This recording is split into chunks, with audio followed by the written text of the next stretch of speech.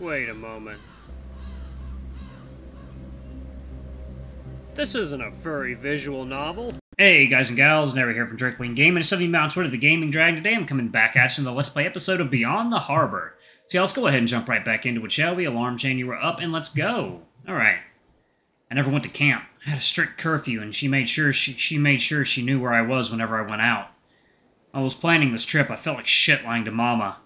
She seemed really proud of me for taking an opportunity, but I could tell she was worried to death about me. Why she hasn't tried to call me yet, I couldn't tell you.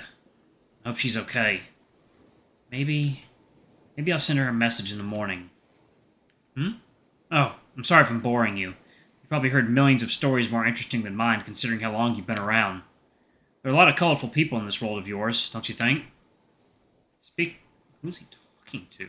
Speaking of, there, silhouetted in the pale moonlight, stood the final witness. I can hear his heartbeat even from here. The beautiful, chaotic rhythm of a man who'd been here all along. Just a short pace from the dock stood a tall silhouette, with rounded spikes resting atop his head in a neat row.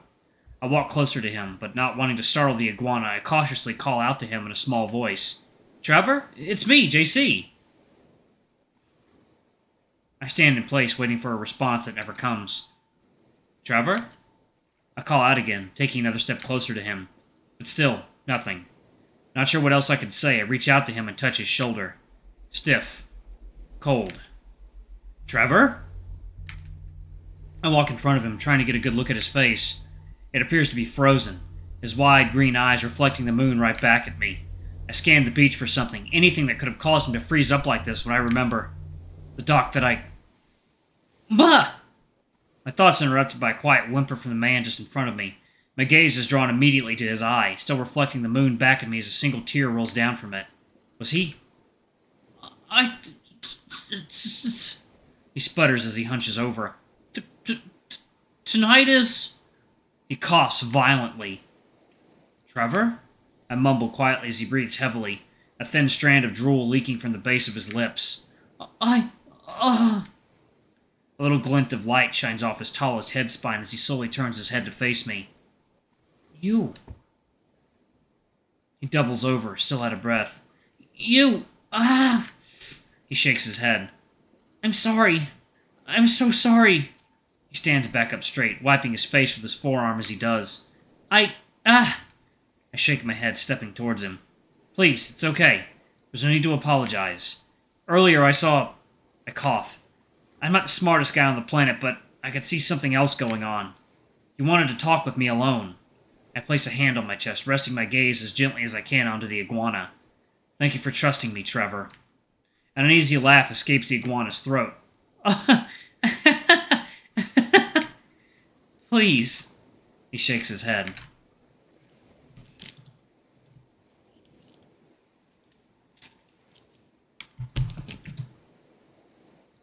"What matters is that you came."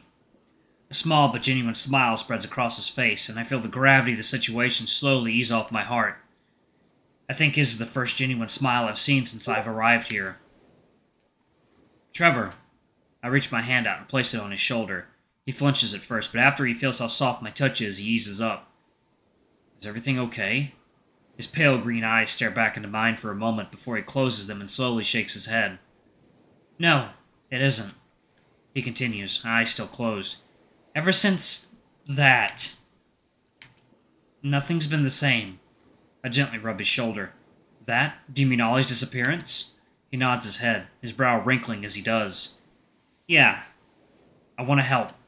I lift my right arm and place it on his other shoulder. "That's the reason I'm here. I want to help things get back to normal." He frowns, opening his eyes back up. "You said as much back at my house. But why?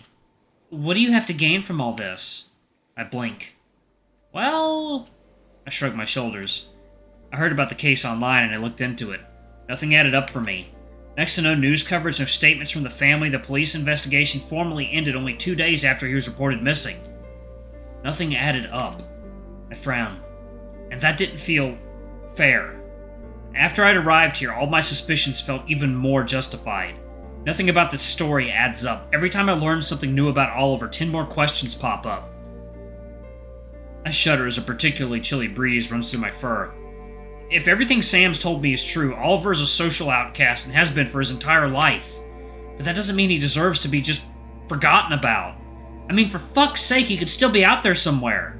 My lips curve into a smile. I want to try to save him, Trevor, just like you do. His eyes sink back towards the sand. I saw yesterday when he came up. There were genuine emotions. You care about him. You and I may be the last two people on this earth that do. He stares back at me, tears welling up in his eyes. He gulps. I followed him. There was something about him. He shakes his head. I felt something I've never felt before when I saw him. I don't know how to describe it. I genuinely can't. I tilt my head as his voice trails off. Did you love him? He closes his eyes, tears rolling down his cheeks. I don't think so. It's more like I'm just not good at processing those sorts of feelings. He shakes his head again, this time a bit more somber. I had never shared even a single word with him. I used to watch him.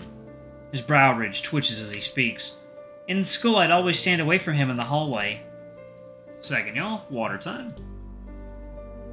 Alright, guys and gals, and we are back. Let's jump back into it, shall we?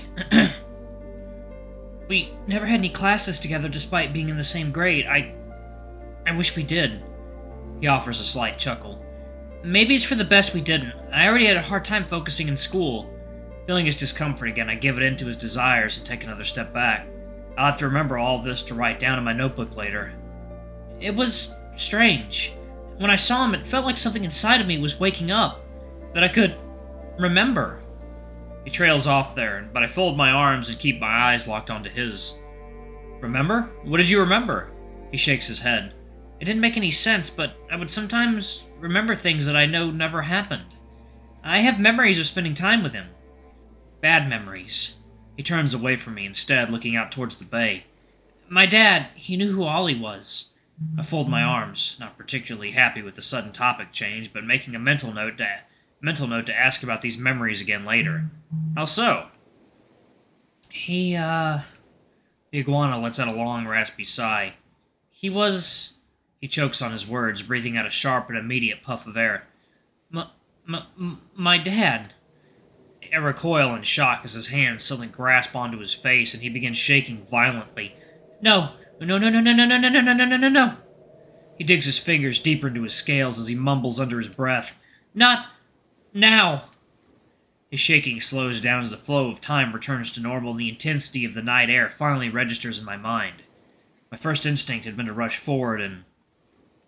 The iguana begins to speak again, voice trembling as he does. My dad, he hated Ollie. He sighs again, visibly shaking as he does. He would complain about things that I couldn't understand. He always complained, ever since Ollie's family moved here. He'd get home from work and... His words cut off at his throat. He used to hole up in his office and scream. I was afraid. Once I started following Ollie, my dad... You. What have you... Why have you... Why can I smell it on you, too? My son! My own son! And after that, he started... His words catch again, but this time the silence is followed by a loud creak. Oh...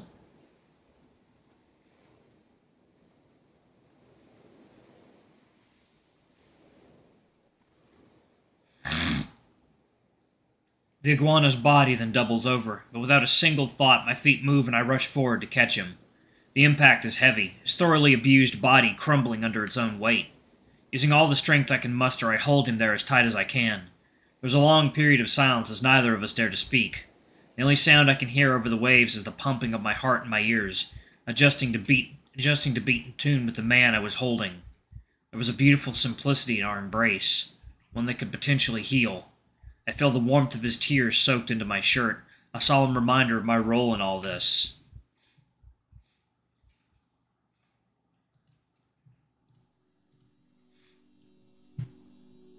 And after the moon-soaked melancholy fully sets in, I return his motion, wrapping my own arms around his body. My arms tremble, grasping for whatever support I can offer.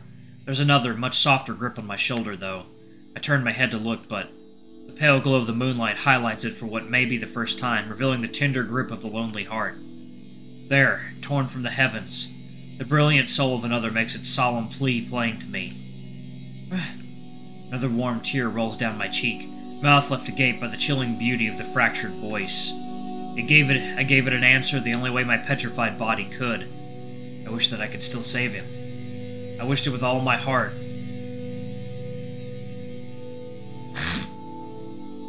Oh, there's something on the side over there. What the hell?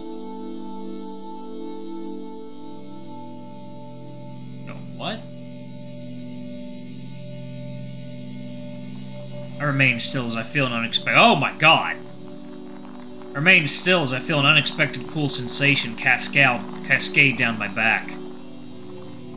Cold. Wet. My head. No, focus. Focus, detective. Trevor? Trevor? I can't hear you anymore.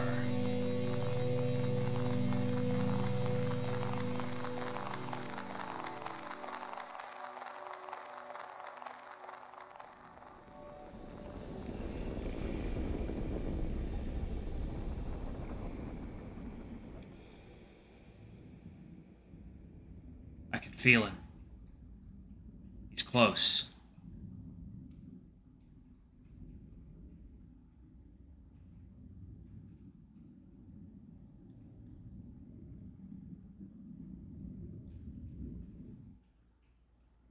Oliver?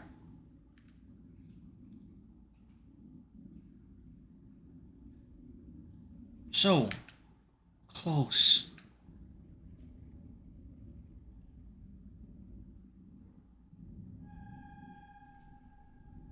Oliver, are you there?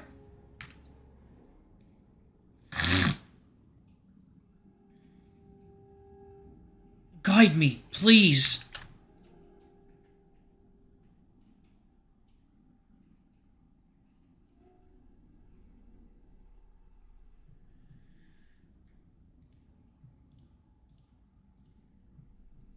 Show me once again.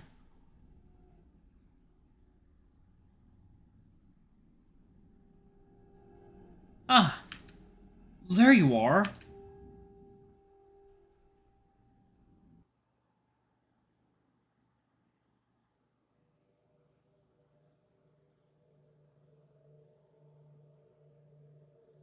My eyes are open again. I'm greeted by the bright white fur of a face that remains familiar. Oliver? Did you pass out? I didn't. Ugh. She looks down at me, confused but relieved.